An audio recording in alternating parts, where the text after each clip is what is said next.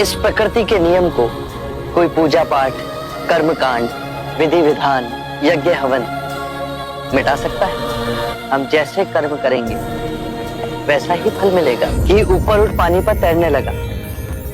अब बताइए, मेरे या किसी और के पूजा पाठ करने से क्या ये घी नीचे बैठ सकता है? उसी प्रकार किसी भी पूजा पाठ, विधि विधान, कर्म कांड के द्वारा पानी के अंदर डूबे हुए कंकड़ पत्थर क्या ऊपर आ तैर सकते हैं? नहीं बुद्ध, ये तो प्रकृति के नियम के विरुद्ध है। तो हम प्रकृति से भिन्न कैसे हुए? हम भी तो प्रकृति का ही रूप है। एक विनती है आपसे।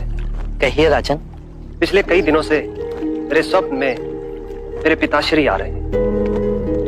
मैंने ब्राह्मणों से भी इसका अर्थ पूछा तो उनका कहना था कि तुम्हारे पिताश्री को शांति नहीं मिली, उनके लिए पूजा करनी हो, यज्ञ संपन्न करना होगा। आप तो परम ज्ञान का स्वरूप है, तो विनती है आपसे कि पूजा विधि आप ही के हाथों से हो, जो मेरे पिताश्री तक पहुंचे, उन्हें मुक्ति मिले, जीवन मरण के इस चक्र से वो मोक्ष पाले। अवश्य राजन।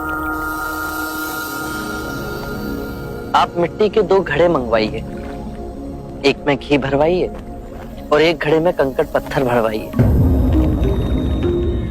और उन दोनों घड़ों के मुंह कपड़े से बंधवा दीजिए और उन्हें लेकर नदी के तट पर आइए। मैं वहीं आपकी प्रतीक्षा करूंगा। मैं भी इसका प्रबंध करता हूं महाराज।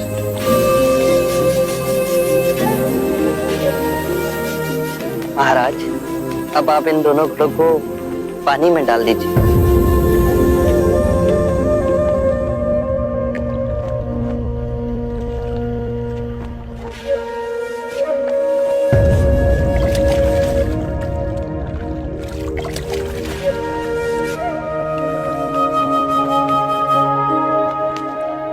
महाराज, अब इन दोनों घड़ों को आप तोड़ दीजिए।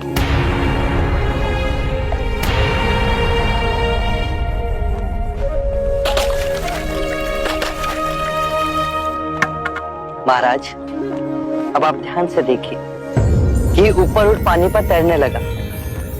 अब बताइए, मेरे या किसी और के पूजा पाठ करने से क्या यह घी नीचे बैठ सकता है?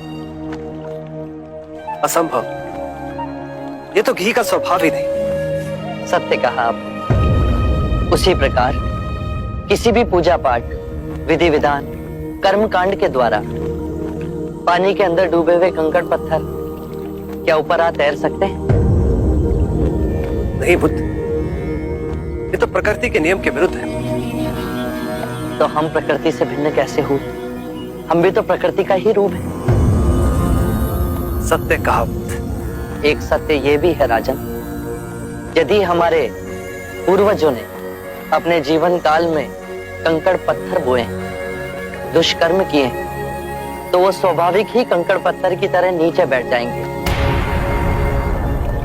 और यदि उन्होंने अपने जीवन काल में सत्कर्म किए तो स्वाभाविक ही घी की तरह ऊपर आ तैरने लगेंगे।